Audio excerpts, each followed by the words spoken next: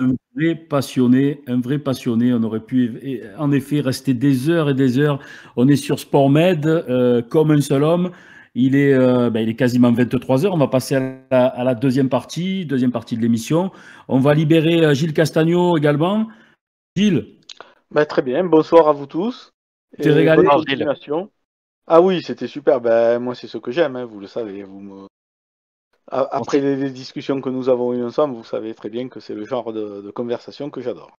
Écoute, c'était un Merci plaisir. d'avoir participé, Gilles. Merci De beaucoup. rien, à la prochaine. Allez sur le site Encyclom, c'est ça, Gilles? ENCYCLOM.com, c'est ça? Il est parti. Bon, encyclom.com et vous pourrez retrouver les 4 premiers tomes des encyclopédies historiques de Gilles Castagno pour tout savoir sur l'Olympique, l'histoire de l'Olympique de Marseille au jour le jour. Allez, on passe à la deuxième partie de notre émission.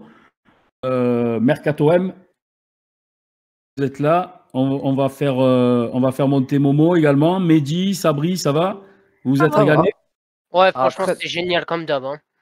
Très intéressant et j'aurais pu l'écouter toute la nuit. C'était vraiment instructif et on a appris beaucoup de choses, beaucoup de choses. Ouais, un grand monsieur du foot. Hein. Vous savez, quand vous n'êtes pas né, on va dire, comme j'ai pas connu cette époque du Grand OM, avoir un avis comme ça, on voit les choses autrement après. Qu'est-ce que vous en avez retenu, vous? Si vous aviez quelques passages à retenir, qu'est-ce que c'est, Sabri? Je laisse la parole à Isaïwa, parce qu'il était depuis tout à l'heure, il n'a pas trop parlé, donc je préfère lui laisser la place. Qu'est-ce que tu retiens de ces 2 heures d'entretien, hein? L'homme, on sent, la personne, on sent vraiment qu'il aime l'OM, quoi. Enfin, vraiment, l'OM, c'est toute sa vie.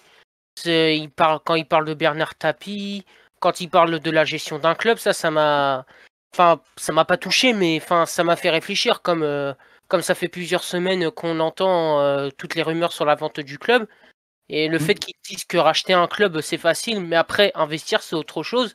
Tu vois, ça fait réfléchir. Même si sur les futurs investisseurs, tu dis de quelle manière ils vont investir, et s'ils connaissent vraiment le foot, tu vois, tu te poses plein de questions. C'est clair qu'il a une idée bien précise et surtout, on a senti que chez Jean-Pierre Bernès, le rapport humain était quelque chose de fondamental et même dans la construction d'une équipe de managers, ça reste quelque chose de fondamental. On pourrait sortir des tas de punchlines et dire, hein, Momo, qu'est-ce que tu en as pensé? Bonsoir Momo. Bonsoir les gars, bonsoir à tous. Salut Comme Momo. ça, on fait la transition, tu vas nous parler un peu des dernières rumeurs Qu'est-ce que tu en as pensé de cette... Franchement les gars, je me suis régalé de l'émission ce soir et on a appris beaucoup de choses du métier du directeur sportif. En fait, il a tout compris de l'histoire de l'OM. Il a tout compris, que ce soit les à côté du club, que ce soit... Il l'a vécu. Il l'a vécu. En plus, puissant, quoi. En plus, t'as ce sentiment-là qu'en fait, il y avait certes Bernard Tapie, mais dans l'ombre, il y avait Bernès qui assurait tout. Ah oui. Et je pense que c'était le pion. C'était pratiquement le président délégué. Et puis surtout, aujourd'hui, où on recherche, ou comme disait Jean-Pierre, le directeur sportif doit être la pierre angulaire de tout, c'est qui. OM les dernières, ça fait combien de décennies maintenant qu'on n'a pas trouvé le directeur sportif qui était cette pierre angulaire, et il a bien expliqué qu'il faut tout faire, quoi. C'est-à-dire, il participait au recrutement, il faisait l'intendant, là il n'a pas tout dit, mais il allait apporter les affaires à tel et un tel. C'était l'homme à tout faire qui touchait à tout. Et le directeur sportif, c'est ça. Et aller aussi voir les joueurs le soir pour leur dire, comme il racontait, pour un peu être un peu le confident. Je crois que ce qui ressort de cette émission, c'est que c'est ça qu'il a là. C'était vraiment un modèle de directeur sportif. Il y a eu cette affaire qui malheureusement, mais il en est sorti grandi. Vous vous rendez compte, cette affaire OMV là, et suite à ça, il est devenu le plus grand agent du football français. Avec Blanc, avec Deschamps. Bon. Et ce soir, on voit bien le côté. Il incarne ce qu'un club comme l'OM doit avoir comme un grand dirigeant pour à nouveau réussir. Et malheureusement, on attend toujours d'avoir quelqu'un comme ça. C'est ça. Et ce qui a fait la gloire de l'homme également, c'est que de ce qu'il a expliqué, c'est qu'il y avait une vraie cohésion d'équipe. Les décisions étaient prises ensemble, pas séparément. Ouais, c'est exactement ça. Il y avait une vraie osmose et c'était un triumvirat qui fonctionnait parfaitement. Mais c'était le cas aussi à Bordeaux, hein. Bordeaux, il y avait Bèze, Kouékou et Jacquet. À Saint-Étienne, à la grande époque, c'est pareil. Comme l'a dit Jean-Pierre Bernès, on ne peut pas avoir de grands clubs et de grandes équipes si on n'a pas au-dessus Trio. un trio, une équipe dirigeante qui est soudée et qui donne le là. On est d'accord, Eddy? Oui, absolument. En fait, moi, l'élément le plus frappant dans le discours de M. Jean-Pierre Bernès, c'est les gardiens de l'exigence, en fait. Aujourd'hui, l'exigence vis-à-vis de l'Olympique de Marseille est en train un peu de s'effriter. C'est normal. Lorsqu'on a l'habitude de manger du pain noir, ça devient du gastro. Donc, effectivement, à force d'avoir des mauvais résultats, à force de tomber un peu dans la lassitude, le fatalisme, on oublie parfois que le niveau d'exigence de ce club est très, très, très, très haut, de par les personnes qui le composent dans son ADN, c'est-à-dire son public, qui connaît le football, qui est par définition exigeant, et aussi par son histoire. Parce qu'on a tendance parfois à se dire, mais de toute façon, aujourd'hui, le football, c'est que de l'économie. Soit, c'est effectivement de l'économie, c'est essentiel. Mais un club, dans ses fondations, dans les hommes qui inspirent l'ADN du club, eh ben, c'est là où se fait la différence. C'est pour ça que je me suis permis tout à l'heure de me positionner et d'envoyer ce message à M. Jean-Pierre Bernès. Et j'espère que s'il nous écoute, voilà, ça lui restera à l'esprit. Mais en tout cas, pour moi, c'est une personne qui transmet ça. C'est un lien entre le passé, le présent et peut-être demain le futur. Et ce lien, c'est le lien de l'exigence, c'est le lien de l'histoire du club qui a tendance à se perdre. Il fait partie de ces derniers dinosaures, hein. Oui, on avait bien sûr. Pape Diouf, Jean-Pierre Bernès, Bernard Tapie, voilà, il fait partie de ces dirigeants qui ont marqué le club. Alors évidemment, on aurait dû y passer des heures et des heures pour tout évoquer. Il y a des zones un peu plus, des zones d'ombre, hein, sur lesquelles on a passé parce que on ne peut pas déjà faire une émission de 4 heures et puis on était là pour parler des choses positives. Les affaires, tout le monde les connaît, il suffit d'aller sur Internet et d'avoir des comptes rendus précis. Voilà, et on a pu, moi ce qui me frappe aujourd'hui, c'est de voir à combien de reprises, à 3-4 reprises, il est revenu sur les liens indéfectibles qu'il gardera avec Bernard Tapie, malgré tout ce qui s'est passé, malgré cette affaire VAOM, malgré leur période à couteau tiré, hein, parce qu'à un moment donné, ils étaient quand même à couteau tiré, il faut pas non plus l'oublier. Malgré ce, aujourd'hui, le temps a passé, les cicatrices, voilà, les blessures ont cicatrisé, et aujourd'hui, ce qui reste dans sa voix et dans ses mots, c'est que des choses positives et que de la reconnaissance, de la postérité. De ça, on en aurait tellement besoin aujourd'hui. Bon, voilà, on pourra en faire des heures. On va passer à la deuxième partie. Le mercato, c'est l'actualité, c'est le présent. Malheureusement, pas de, pour le moment en tout cas, d'effectifs à la Barry 91 en vue, mais quand même des noms ronflants, hein, qui reviennent de plus en plus sur la scène. Momo, qu'est-ce que tu as à nous rapporter aujourd'hui? Alors, tout d'abord, je voudrais qu'on dise 2 mots sur la prolongation d'Alvaro. Un petit sondage rapide. Alors, bonne chose, mauvaise chose. Mehdi, Alvaro, qui prolonge. Bonne chose. Bon, c'est pas un joueur exceptionnel, mais je trouve qu'il a largement sa place dans l'effectif. Et pour moi, le fait qu'il l'ait prolongé, c'est aussi, je sais pas comment le dire. Attends, laisse-moi réfléchir.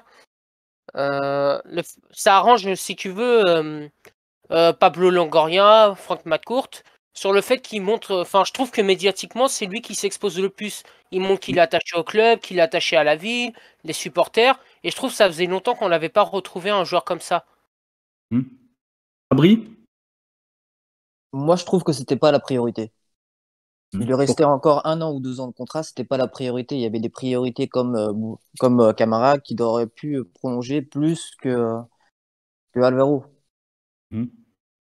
D'accord. Momo, qu'est-ce que tu en penses, toi? Prolongation d'Alvaro. Mauvaise chose. pour moi, Alvaro a obtenu sa prolongation de contrat grâce à sa communication sur les réseaux sociaux. Donc, il y a beaucoup de choses qui m'interpellent sur cette prolongation de contrat pour l'avenir.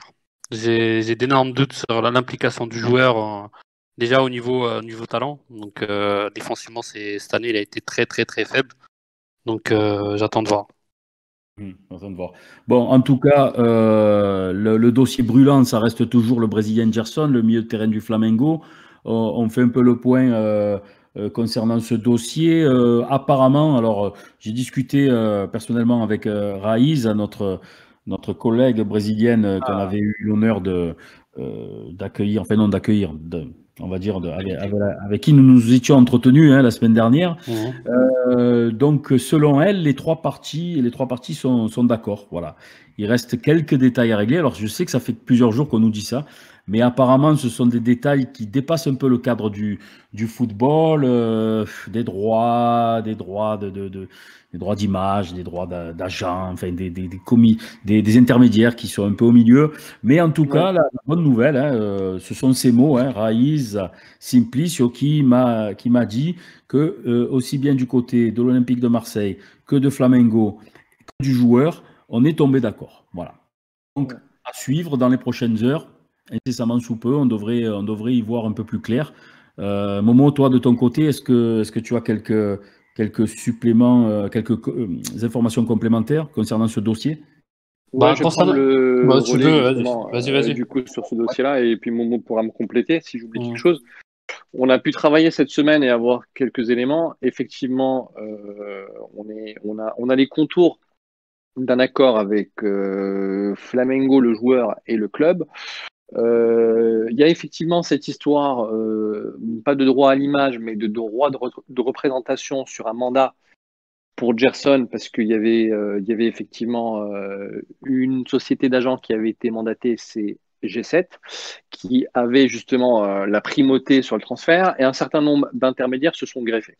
Au Brésil et dans d'autres pays en Amérique du Sud, c'est fréquent, et ça finit généralement par arranger à coup de dédommagement quand tout le monde se met autour d'une table. Donc le transfert est en très très très très, très bonne voie.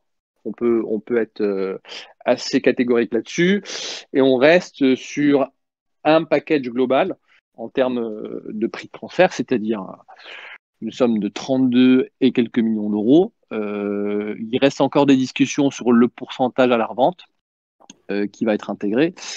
Et ce qui sera intéressant aussi de regarder sur ce transfert, parce qu'on en parle beaucoup ces derniers jours sur la partie amortissement, dont on évoquera un peu plus tard d'ailleurs dans l'émission le fonctionnement, c'est sur le paiement justement des échéances de ce transfert-là. Et d'après les éléments qu'on a de certaines personnes, le transfert se réglera plutôt dans les 2 ans que dans les 4 ans. Donc il y aura cette question de trésorerie aussi. C'était une exigence de la part du Flamengo. Et il faut rappeler que Flamengo n'est pas vendeur. Hein. C'est pas un club vendeur, Flamengo. Hein. Donc ils n'ont pas l'obligation de vendre comptablement un joueur dans l'immédiat. Ils viennent d'être champions de Brésil. C'est un club qui est plutôt bien géré de façon économique. Donc voilà, ils ne sont pas dans une position où ils sont pris à la gorge. Hein. Small, les résultats du sondage concernant Longoria, qu'est-ce que ça dit? Alors, les résultats sont assez serrés quand même. Il y a 58% qui pensent que c'est une bonne idée d'avoir prolongé Alvaro, tandis que 42% pensent que c'est une mauvaise idée. Donc, voilà. Bonne idée pour une courte majorité, mauvaise idée pour 42% du chat. Bon, écoutez, l'avenir nous le dira, mais c'est vrai que Alvaro, c'est pas. On parlait avec tout ce qu'on a évoqué là ces dernières minutes, tous les noms qui sont venus fleurir au cours de ce live. Quand on entend Alvaro, le club, la Grinta, voilà, la Grinta, Alvaro. Ok. Après, pour reconquérir les sommets européens, bon, Alvaro. Peut-être dans l'effectif, oui, c'est toujours bien d'avoir un joueur comme ça, un bon joueur de club, mais à titre personnel, voilà, c'est pas forcément. Je suis d'accord avec, je crois que c'était Mehdi qui disait que c'était pas forcément une priorité. Le point sur les autres rumeurs, Momo. Alors, il y a une rumeur, fondée, infondée, on ne sait pas trop, mais qui nous a fait état de rencontres entre les dirigeants de l'Olympique de Marseille et l'entourage de Coutinho. Est-ce qu'on peut en dire plus à ce sujet? Apparemment, il y a beaucoup de bruit qui court que l'OM, il y aurait eu une rencontre entre les agents de Coutinho et ceux de l'Olympique de Marseille durant la semaine.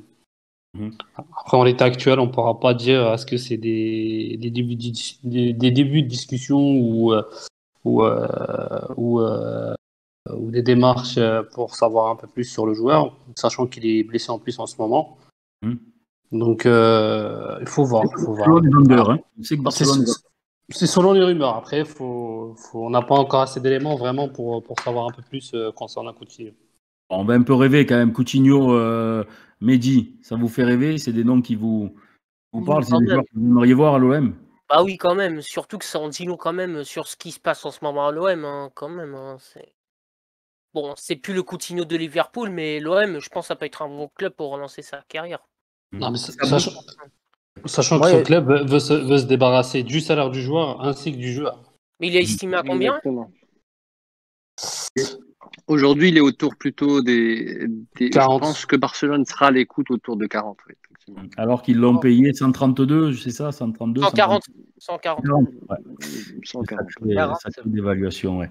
Sabri, toi, quel est le joueur actuellement, je parle dans la mesure du possible, hein, quel est le joueur qui te ferait rêver? Quel est le joueur que tu aimerais voir sous la tunique olympienne? Almada. Non? Almada. Thiago Almada. Mais moi, par contre, il y a des choses qu'il faudra qu'on m'explique. On parle de Gerson de 32 millions. Le Coutinho de 40 millions, si j'ai bien compris. Amin Adli, on parlait de lui entre 10 et 15 millions. Moi, ce que j'ai du mal à comprendre, c'est qu'on a investi pour l'année prochaine, mais c'était pas cette année qu'il fallait investir alors qu'on était en Ligue des Champions. Ouais, mais Sabri, c'est une histoire d'amortisseur. C'est bien ça. C'est super. C'est la passe on va parler, effectivement. Alors attention, je mets un bémol à ce que dit Sabri. Coutinho, on fait état de rumeurs, hein, ne nous faites pas dire. Oui, bien sûr. Il y aurait eu des contacts. Après, les contacts, il y en a dans cette période de mercato, il y en a tous les jours et c'est pas forcément, ils vont pas forcément plus loin que la première rencontre. Mais ce que tu sous-entends, Sabri, et la passe en profondeur presque quasiment décisive de Momo, c'est ce fameux amortissement. Hein, la baguette magique brandie par certains pour nous sauver du marasme ces prochains mois. Alors, pour tous ceux comme moi qui séchaient les cours d'économie au lycée, à vos papiers, à vos stylos, prenez note, on va lancer le head show. Hein, on va lancer le head show. Alors, Eddy, tu vas un peu nous expliquer ce fameux amortissement. Essaye de nous éclairer, apporte-nous tes lumières, Eddy. Mais j'ai une question pour Ed. Je dois changer messieurs avant de t'écouter ou c'est comment? Non, tu les échangeras après. Allez. On y va pour le head show. Alors, justement, vous avez remarqué qu'il y a en ce moment, on voit bien dans la presse et dans certains journaux, le concept d'amortissement sur les transferts qui revient. Ce qu'il faut comprendre sur la partie amortissement, c'est que ce n'est pas une découverte du monde du foot qui est arrivée en 2021. D'accord ? C'est un principe comptable relativement simple. Lorsqu'on fait une acquisition d'un élément ou lorsqu'on fait un investissement, on lisse, le mot lisse, c'est-à-dire qu'on le découpe en plusieurs parties sur la durée de vie de cette acquisition. Je prends l'exemple, par exemple, d'un contrat de joueur. Je vais acheter un joueur 10 millions d'euros, je lui fais un contrat sur 5 ans, grosso modo, ce joueur sera comptabilisé 2 millions d'euros par an. Voilà. Donc ça, c'est le principe de l'amortissement. Une fois qu'on a parlé de l'amortissement, qui est relativement clair et qui permet justement de découper le prix d'un transfert ou la valeur d'un joueur dans le temps, c'est important aussi de parler de la notion de paiement. Parce qu'aujourd'hui, la durée d'investissement d'un amortissement, ce n'est pas le paiement du transfert. Et c'est là où, en fait, où on commence à tout mélanger. Donc, le paiement, lorsqu'il arrive, il est réalisé auprès du vendeur et il n'est pas corrélé à l'amortissement. C'est-à-dire que je peux très bien amortir un joueur sur 5 ans, mais je ne vais pas le payer sur 5 ans. Et là se trouve le problème. Je prends encore l'exemple de Gerson. Par exemple, pour Gerson, avec les éléments qu'on a, c'est un paiement sur 2 ans. Donc, je vais devoir décaisser tout de suite de ma trésorerie, de ce que j'ai dans ma besace, environ 15 millions d'euros.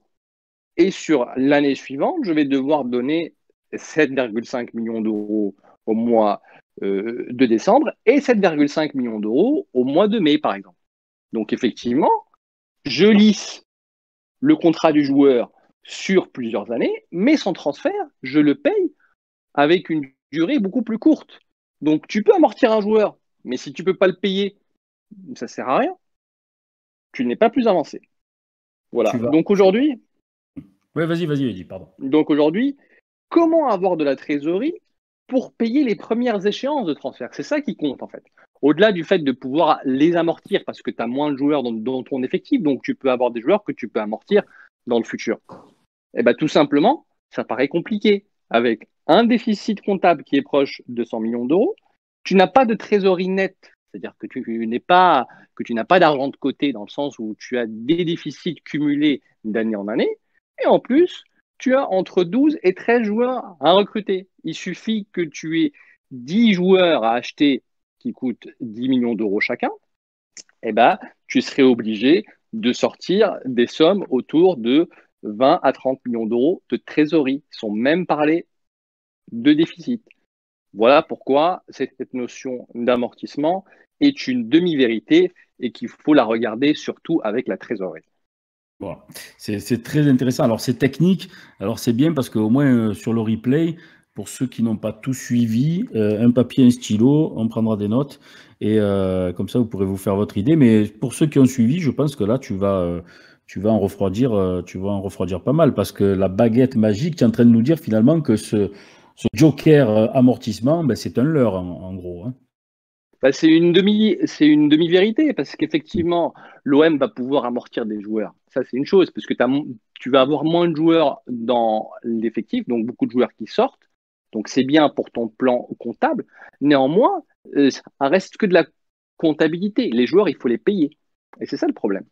C'est qu'aujourd'hui, la trésorerie, pour avancer les premières échéances de paiement de transfert, tu l'as pas. Tu n'es pas censé l'avoir. Ou alors, Franck McCourt va réinvestir l'équivalent de pratiquement 200 millions d'euros. Parce qu'il va couvrir le déficit et il va reconstituer une trésorerie pour que tu puisses acheter des joueurs. Ouais, bon, écoutez, ça, l'avenir proche, en tout cas, nous le dira. En tout cas, les noms, il y a des noms ronflants. Hein. On a tout à l'heure, je crois que c'est Sabri qui parlait d'Almada. Momo, est-ce que Almada, le dossier des Échos concernant ce dossier, est-ce qu'il avance? Est-ce qu'il est au point mort? Des infos qu'on a concernant Almada, il y a un accord avec le joueur. Donc, ça discute entre l'OM et Vélez. Vélez voudrait quand même le céder à une certaine somme qui tourne aux alentours de 15 millions d'euros, mais souhaite garder un certain pourcentage à la revente. Donc, et apparemment, ça chapote entre les deux clubs là-dessus. Donc là, pour l'instant, on n'a pas plus d'avancée que ça là-dessus. Et concernant Adli? Adli, de ce qu'on m'a dit, moi, personnellement, on m'a dit que depuis 15 jours que le minot est à la recherche d'une maison dans le sud de la France. Donc, il y a un accord avec le joueur. Ça discute avec Toulouse. Toulouse demande énormément d'argent concernant ce joueur. Mais je pense que c'est un dossier qui va se décanter après les fameux barrages entre Toulouse et Nantes. Et le FC Nantes, oui. Je rappelle, Adli a été élu meilleur joueur de Ligue 2. C'est ça, Bruno? Exactement. C'est ça, hein, ouais, c'est le. Et le prix Momo, tu aurais des infos, point de vue, c'est pas, ça doit pas être vrai encore là. Au départ, vu qu'il lui reste un an de contrat, Toulouse demandait une somme qui était mirobolante pour un joueur qui a un an de contrat et qui tournait autour de 15 millions d'euros.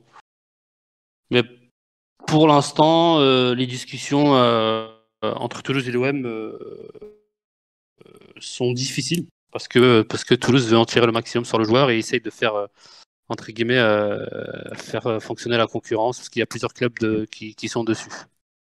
10 millions d'euros, vu les temps qui courent, c'est quand même un prix assez. Alors, j'ai vu passer dans le chat quelqu'un qui a dû voir la rencontre de Copa Libertadores hier entre Flamengo et Vélez Sarsfield. Je crois que c'est Domino 94 436. Les gars, putain, prenez des pseudos un peu plus simples.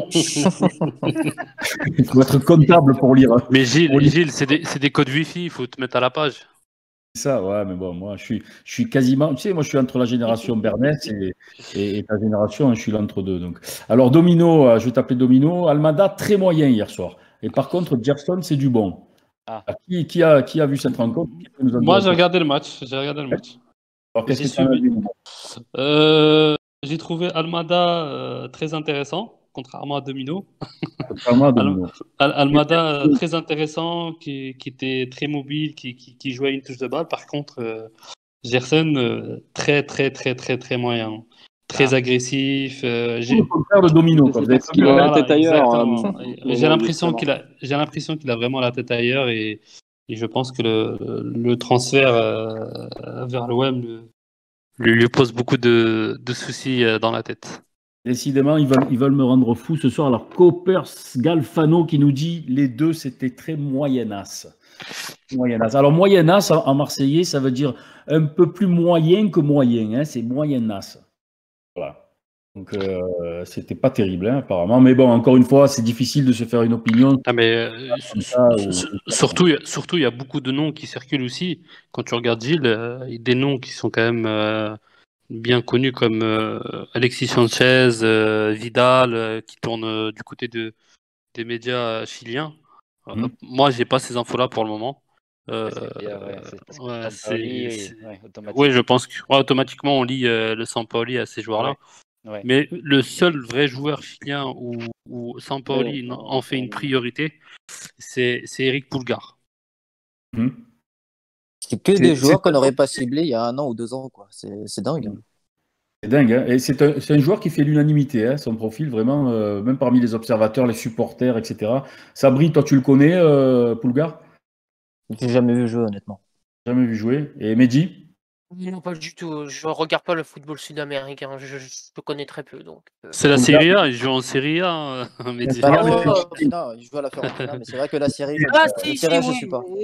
Oui, mais j'ai pas pu se regarder que ça, honnêtement. Ouais. Non, mais c'est clair. Moi non plus, je vous dis la vérité, je l'ai vu sur des bouts de match et des extraits, mais j'ai jamais vu un match en entier. Pour vous donner un peu l'idée du style de joueur, c'est un joueur qui est très grand de taille et c'est comme le joueur de l'Inter, je sais pas si vous voyez qui joue en tant que sentinelle à l'Inter, qui s'appelle Brozovic.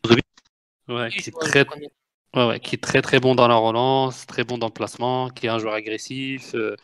Et en fait, c'est l'élément essentiel que Sampaoli veut à l'OM, parce que c'est pour lui, il a ciblé le problème. Et même si par exemple si Camara est resté au club, je pense que ce poste-là, le recrue sur ce poste-là devient essentiel pour lui. Sachant que les éléments qu'on a sur Camara, puisque on fait la transition sur Pulgar, on peut dire que même si le club ne veut pas le dire et que Longoria a fait hier justement une intervention auprès d'un média florentin qui a l'habitude de suivre le club au sujet de l'Irola, l'OM est en négociation avancée avec le club de la Fiorentina sur le dossier Pulgar. Il est pratiquement acté à 99,9% que Camara va quitter l'Olympique de Marseille. Malheureusement, et se diriger vers la Première Ligue, dans un club du nord d'Angleterre. Donc, Pulgar est l'élément de priorité, effectivement, comme disait Momo, pour le milieu de terrain défensif.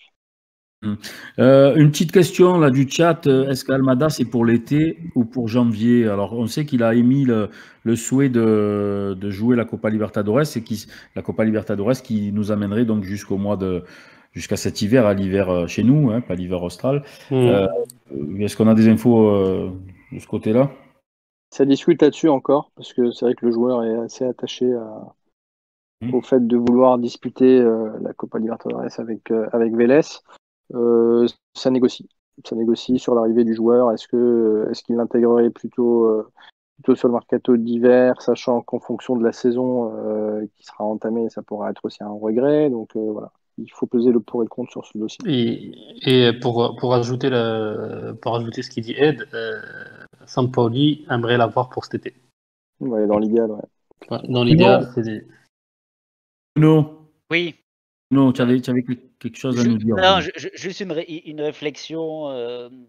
C'est vrai que de l'extérieur, un peu comme ça, dans tous ces noms, ces chiffres, on se dit, moi, il y a encore moins d'un an. Parle un peu plus près du micro, Bruno. Pardon.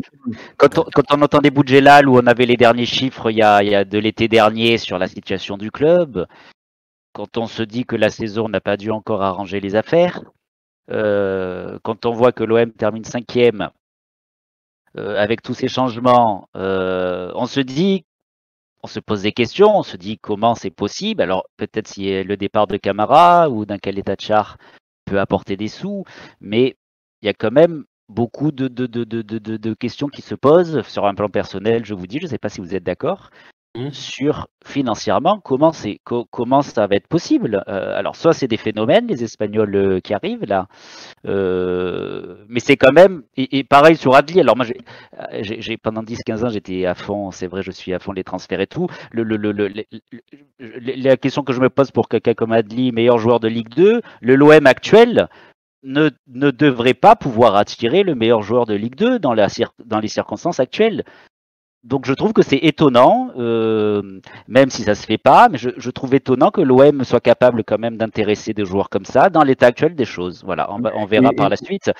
Juste financièrement, c'est vrai que je pense que beaucoup de gens sont comme moi, ne comprennent pas trop comment ça va être possible, ou alors il va y avoir des rentrées financières. Voilà. Mais il y a quand même une incertitude. Voilà, je ne sais pas si vous êtes d'accord avec moi. Pour répondre, Bruno, justement, on partage tous un peu ces interrogations. Pour moi, le marqueur, en fait, le référentiel, c'est le dossier de Gerson. Parce que sur le dossier Adli, meilleur joueur de Ligue 2, la transaction doit se faire autour des 10 millions. Quand tu pars sur un nouveau plan d'investissement et que tu as libéré autant de joueurs et de salaires et que tu as un peu de marge d'un point de vue comptable, j'entends, pour intégrer des acquisitions, ça peut être possible. Néanmoins, le référentiel du dossier de Gerson en termes de prix et de valorisation de joueurs, en fait, fixe la barre très haut. Donc si pour un milieu de terrain, tu vas mettre cette somme-là, quelle va être la somme que tu vas mettre pour les autres postes, en fait, sachant qu'on sait que les postes offensifs seront les postes les plus chers. Il n'est pas garanti que tu gardes Milik. Tu vas avoir besoin de remplacer Thauvin dans la hiérarchie de joueurs. Donc, le référentiel Gerson va poser des problèmes au club si le club, demain, n'est pas en capacité de suivre financièrement sur d'autres pistes. Parce que les clubs regardent aussi ce que fait l'OM.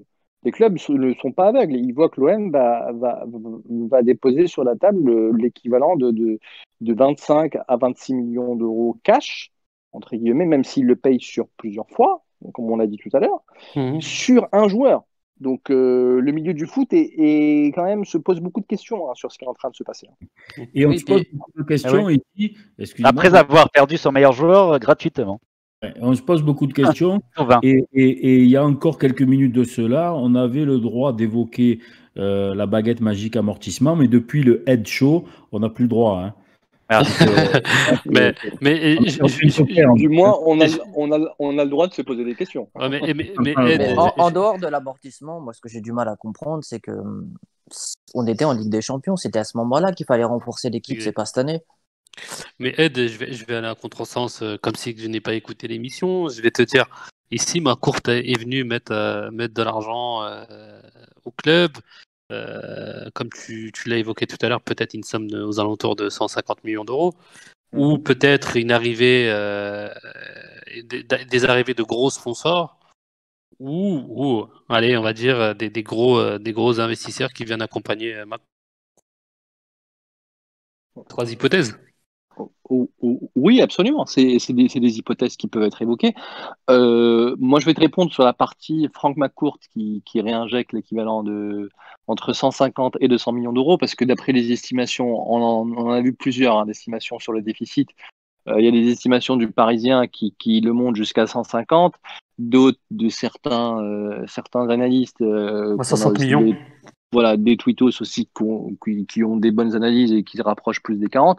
Moi, je pense que la vérité est un peu entre les deux. On ne sera pas loin des 100 millions. Donc ça, quoi qu'il arrive, il faudra le couvrir. Parce que, je vais faire très bref, mais quand dans une société, tu as tes capitaux propres qui sont inférieurs de moitié à ton capital social, tu es obligé de faire une augmentation de capital pour arriver au niveau de ton capital social. Et donc aujourd'hui, c'est la situation dans laquelle l'OM se trouve. Donc Franck McCourt va devoir faire une énième augmentation de capital pour couvrir justement cette partie-là.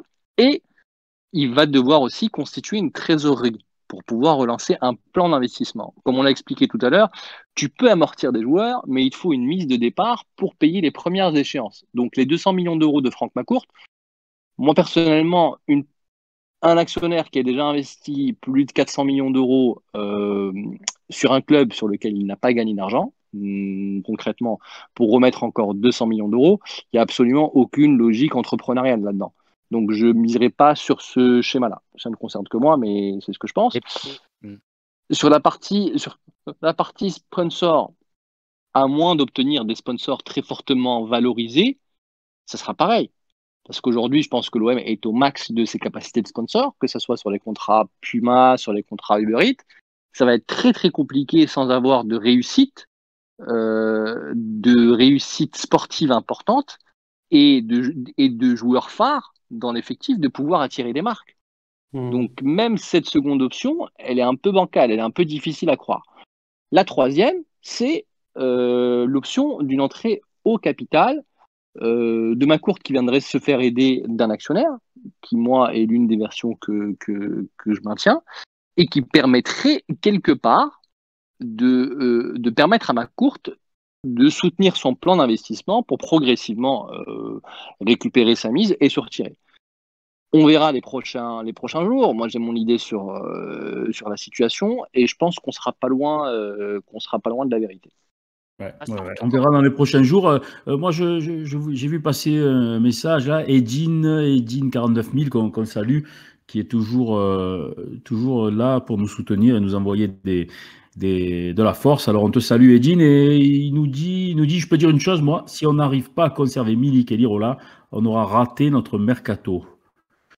C'est ça aussi. Il a raison, parce que c'est on parle de Gerson, mais ça aussi, ça va donner le là un peu le tempo de ce mercato. Savoir quel joueur va-t-on réussir à conserver, et notamment des deux joueurs clés que sont Milik et Lirola, qui ont été deux des satisfactions de la saison avec Camara. Alors pour Camara, ça semble un peu plus compliqué puisque les discussions vont bon train entre l'OM et Manchester City. Voilà. Mais attention, encore une fois, on est en période de mercato. Tout ce qu'on relaye ici, n'oubliez pas que la vérité d'un jour dans le mercato est rarement celle du lendemain. Exactement. Il y a des instants T, il y a des réunions, il y a des contacts, mais c'est pas pour autant que les choses vont souvent au bout. Ça serait intéressant d'ailleurs d'avoir des statistiques sur le nombre de contacts qui se concluent au final. Et on sait que le mercato est une période aussi propice aux manipulations, aux jeux d'agents. C'est difficile de séparer les vraies infos des fausses. Donc voilà, tout ça, on marche sur des œufs. Nous, on fait état de certaines rumeurs. Certains qui nous sont rapportés par des sources plus fiables que d'autres. Et puis, Gerson, voilà, là c'est une source sûre, comme disait Eddy. Et le prix, donc c'est bon, ça peut. Et juste rajouter quelque chose au sujet de McCourt. Vous en souvenez de son opération des interviews assez lunaires qu'il avait donné la dernière fois. Bon, il avait été quand même pas mal questionné sur est-ce qu'il allait en gros remettre des sous, c'est le nerf de la guerre. Bon. Il n'avait pas du tout communiqué sur ce point. Il avait répondu à côté. Bon, c'est quand même surprenant c'est quand même surprenant qu'à ce moment-là, voilà, c'était quand même en termes de com, dire voilà, je suis là, je vais sûrement remettre. Bon, il n'avait pas dit, alors que c'était quand même un passage assez délicat pour lui.